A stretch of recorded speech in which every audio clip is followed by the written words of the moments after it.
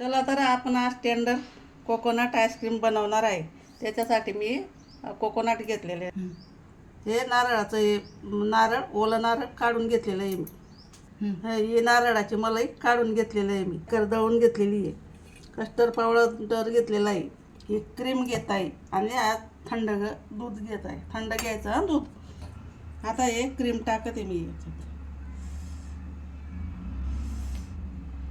आता हे गार दूध टाकायचं आहे आपल्याला.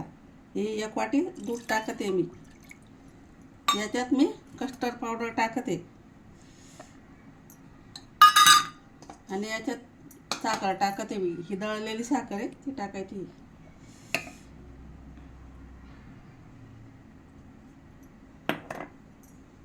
आणि हे नारळाचं फळ टाकते मी. मलाई टाकते नारळाची. आपलं हे सगळं साहित्य दळून झालेलं आहे. आता मी हे डबा घेतलेला आहे. या डब्यात असं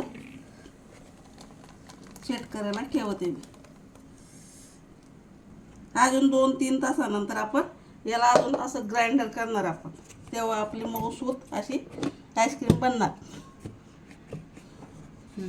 आता आपण हे फ्रीजरमध्ये सेट करायला ठेवून देऊ. चला आपलं आता हे सेट झालेलं आहे. आपण एक वेळेस त्याला असं काढून घ्यायचं पूर्ण.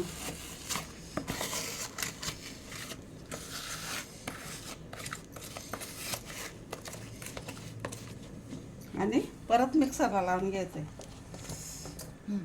याला अजून फिरवून घेऊ आपण. आता हे मी बारीक नारळाचे तुकडे करून ठेवलेले. आता हे तुकडे मी असे टाकणार आहे, कारण दाताखाली यायला पाहिजे म्हणून. तेव्हा छान आईस्क्रीम लागते. असं मिक्स करून घ्यायचं. आता आपण याला आणखी सेट करण्यासाठी ठेवू. आता मी याला सेट करण्यासाठी ठेवू. चला आपण आता आईस्क्रीम बघू. सेट झालेली आहे आपली आईस्क्रीम. आता याच्याने काढून बघू.